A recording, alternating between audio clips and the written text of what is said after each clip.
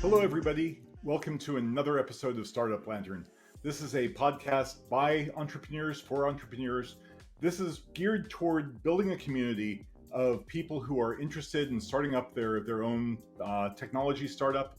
This is a really good time now that we've gotten into the new year to be thinking about if you've ever been considering doing a startup.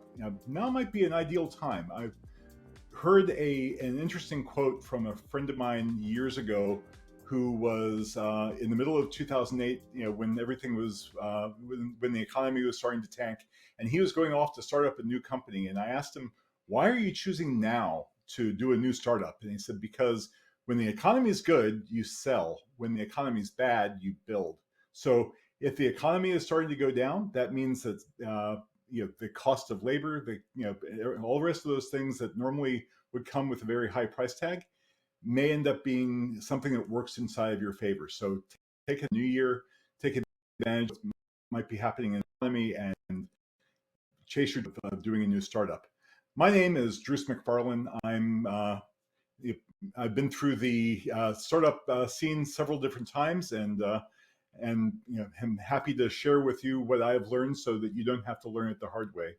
And joining me today is John. John, why don't you introduce yourself?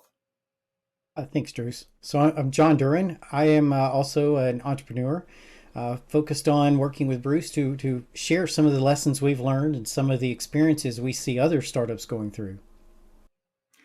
So today's topic is going to be building off of a topic that we have, if you've been following along, where we talked about the 3 Ps. That's product, plan, and personnel. In this circumstance, we're going to deep dive on product companies, people who are building things around a new product idea, and the VCs that might be interested in that. So we're going to be talking a little bit about what you need to make sure that you have accounted for as you're going through there, how to craft your message, what to be focusing on, and what to make sure that you have as you go forward. So join me right after the break, and look forward to getting down into it.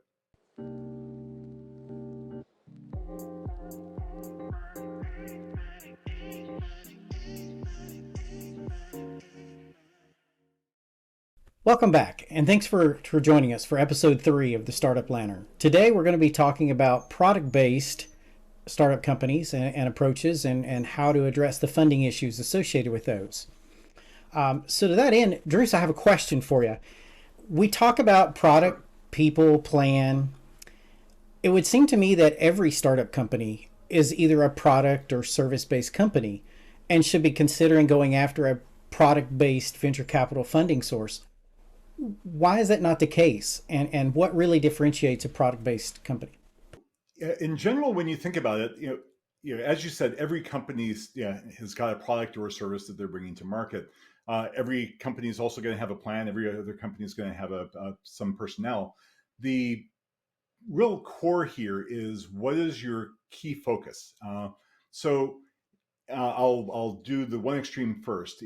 People organization, and that's going to be, you've got an executive team that has done this a number of times before.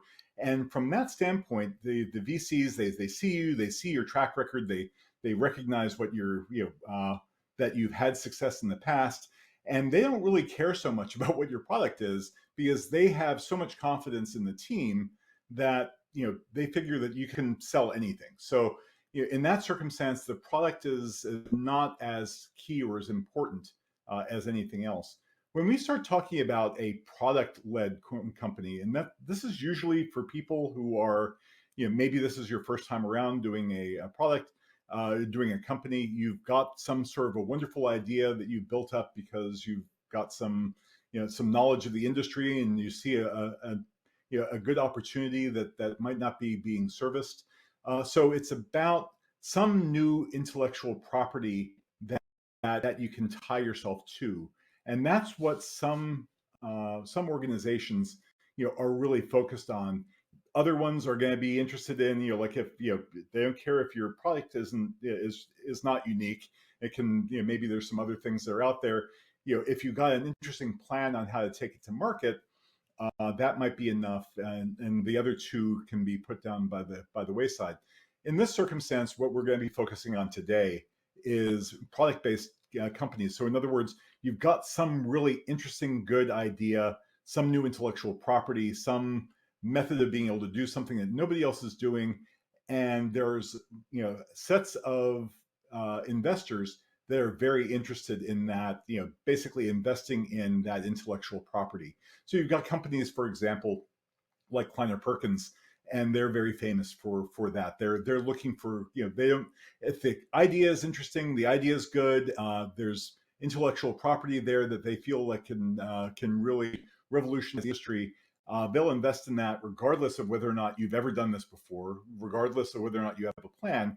Their idea is that, if worst comes to worst, they can always get an executive staff, or we'll just say adult supervision for the key team to make sure that they end up being successful. But they want to make sure that product is the key there, and that it's something that's going to be unique and maybe disruptive. So let's talk a little bit about the product. What constitutes a product, and what makes it worthy of a startup? So that's actually a really good point there, because you really have three different phases of what your idea is. Sometimes, and you really have to be honest with yourself, and it's difficult to do that sometimes because you don't like the sound of the answer. But sometimes that interesting idea that you have is not a product; it's really a feature. And an example of that, and I'll probably get hate mail for saying this, is when you think about the early days at FireEye. FireEye had this interesting idea for being able to do sandboxing of malware. They were unique in the industry. They did it better than everybody else. And they basically tried to build a company around it.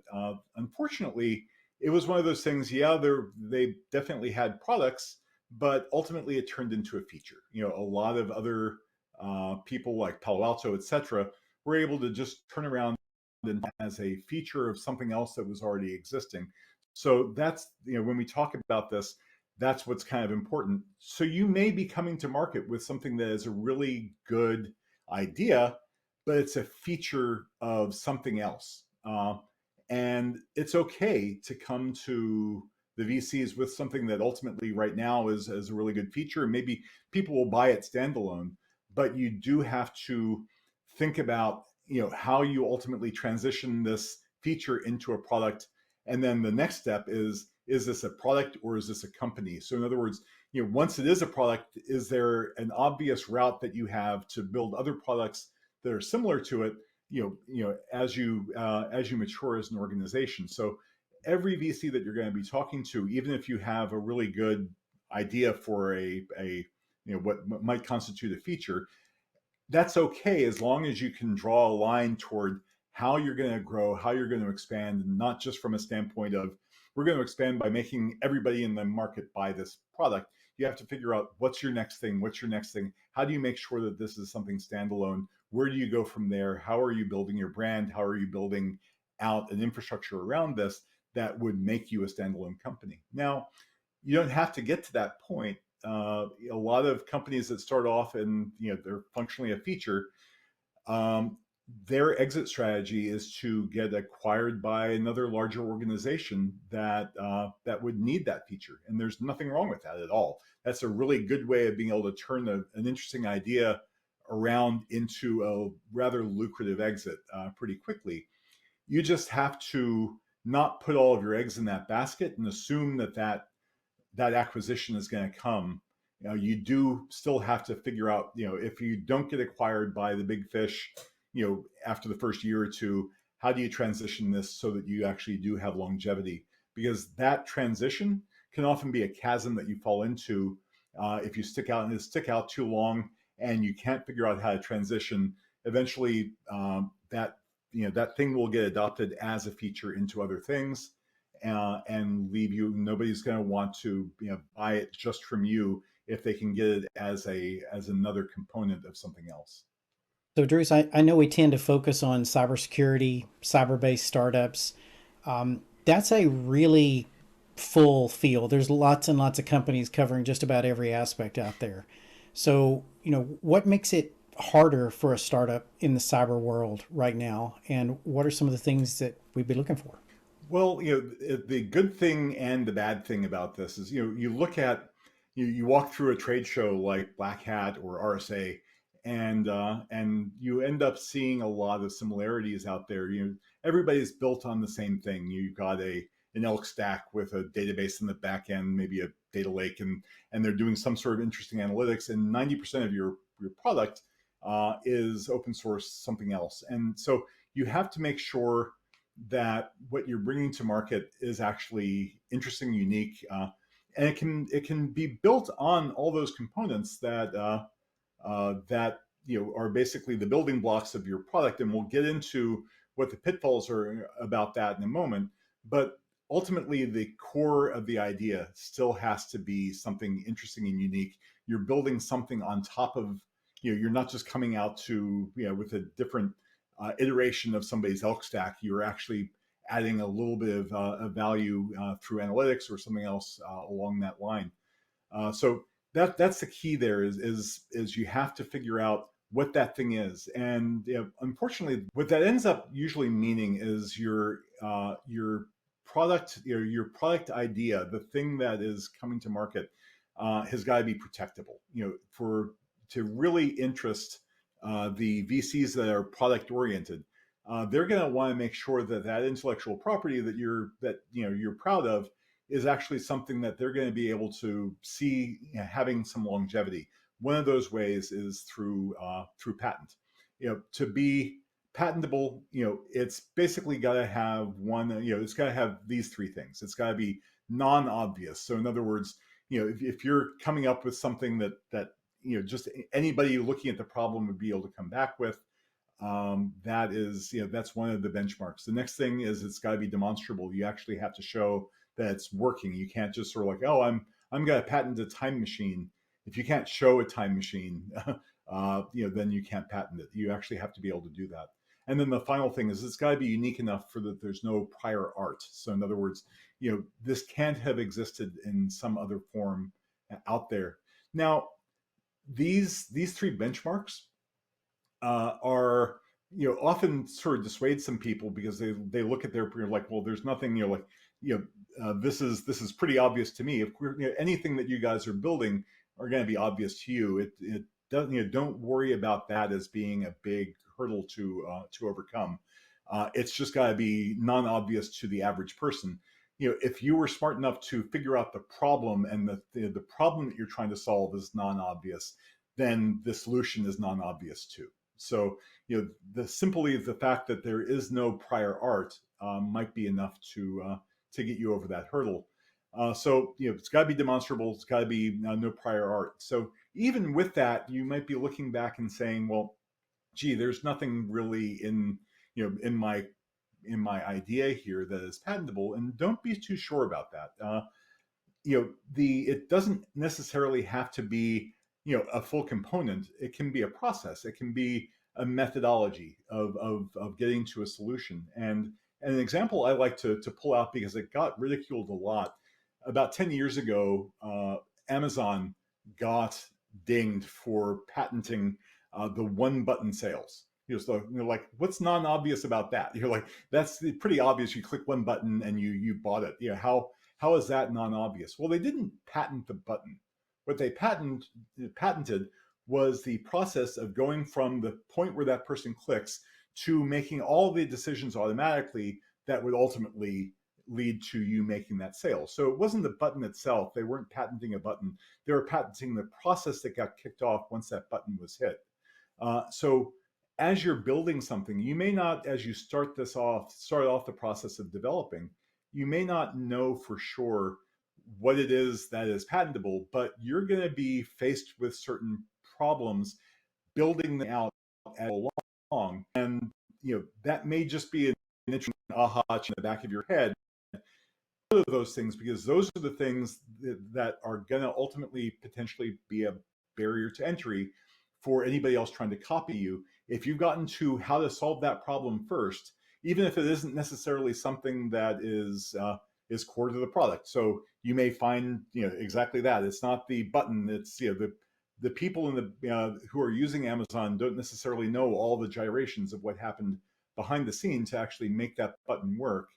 But if you know, and that's something that anybody else trying to go in your footsteps are going to have to duplicate, that thing ends up being your patent, and then that ends up being the barrier to entry that stops other people from being able to copy what you're doing. So keep very good notes as you're developing to make sure that that you're making note of all those interesting solutions that you had to get, because every one of those things is a potential thing that you can patent as part of the process solving the problems that your product is out there to try to solve.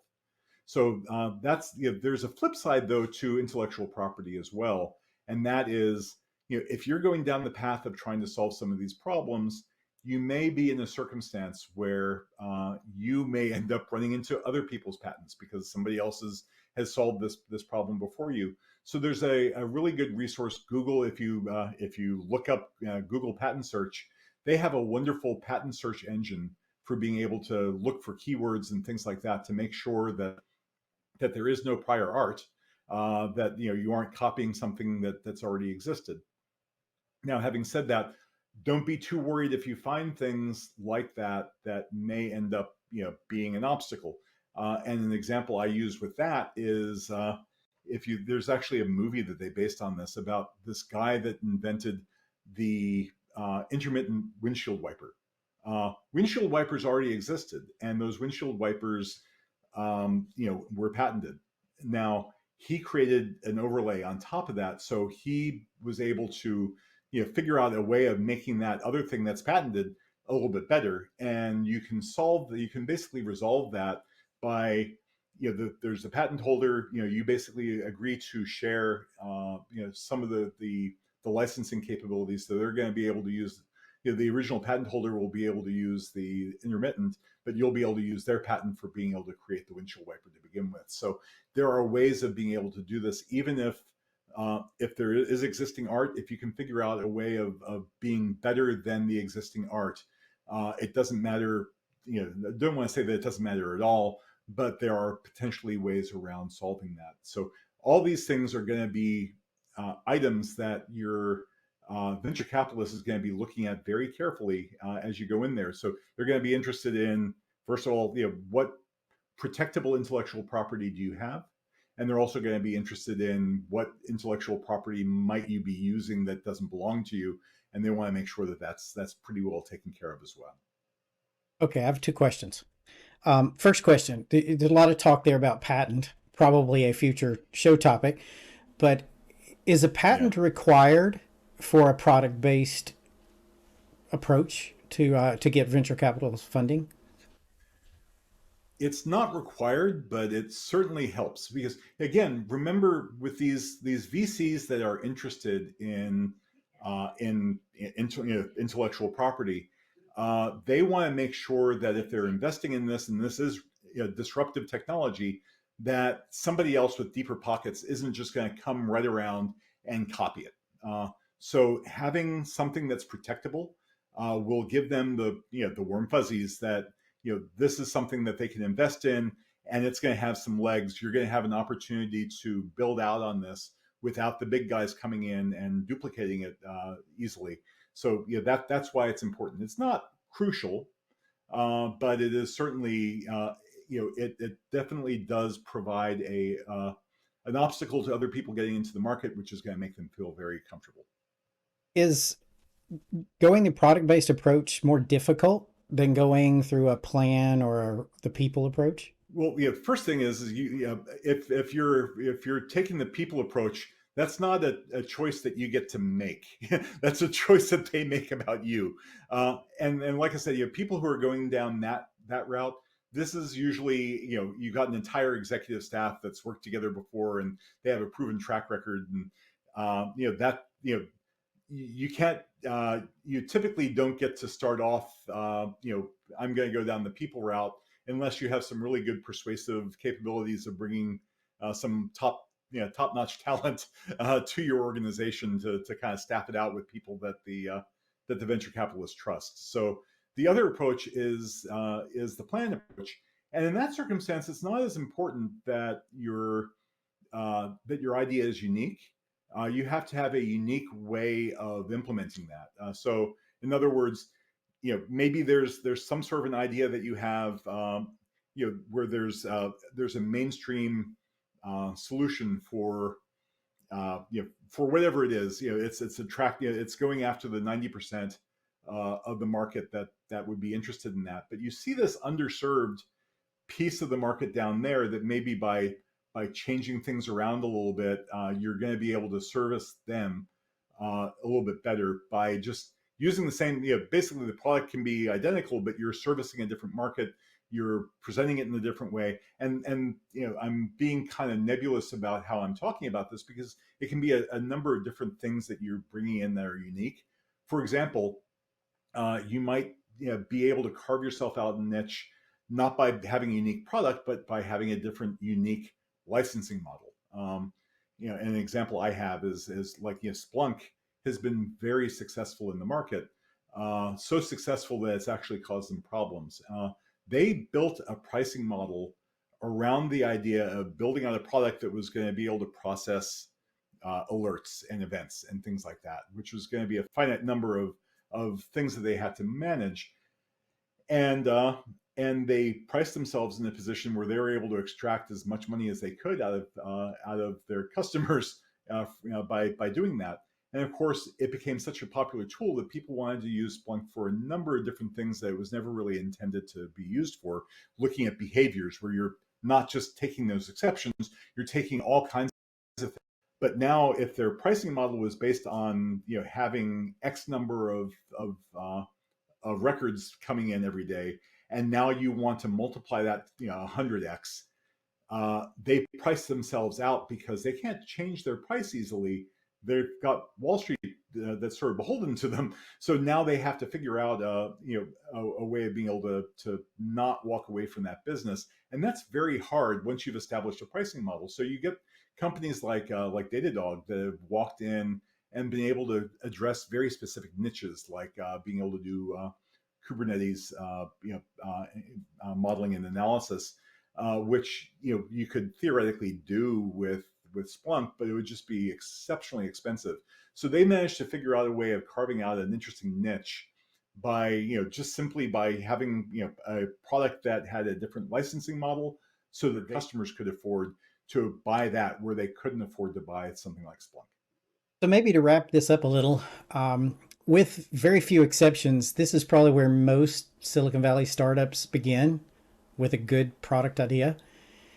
If you want to get funding, you'll have to sell the venture capitalist on how unique that idea is. And then you need to sell the vision on why this is actually a company and not just a product that could fit nicely in some other company's portfolio. Or, and this could be the kiss of death, make sure you don't get relegated into being thought of as just purely a feature. Yeah, it's that's basically what the VCs that are focused on this. That's what they're going to be primarily interested in. They're all about the intellectual property. They're trying to make sure that you have something that's interesting, unique, disruptive, protectable, and if they invest in you, they want to make sure. Well, number one, is this something that you can bring to market and not be able to have somebody very easily come back and replicate? So that's the first thing that they're going to be interested in, is making sure that you don't come back with something that a company with deeper pockets can just come through and put you out of business. So we hope that you found this conversation valuable. If you did, please feel free to like and subscribe below. Share it with your friends, share it with your coworkers or whatever. We are really hoping to build a little bit of a community. So if you have any questions, please feel free to write them in below. We'll try our best to answer everything. And if you have any ideas for topics for upcoming shows, we'd be happy to entertain those things as well. In the meantime, our goal here is that we're going to build a community. We're going to build a group of people who are really interested in doing this. As I said, this is the best time I've seen in a number of years for being able to go out and do a new startup. So we're hoping that you are able to realize your dreams in the coming year. Thanks for joining us for the third episode of the Startup Planner, where we covered product-based startups. We look forward to seeing you again. Thank you.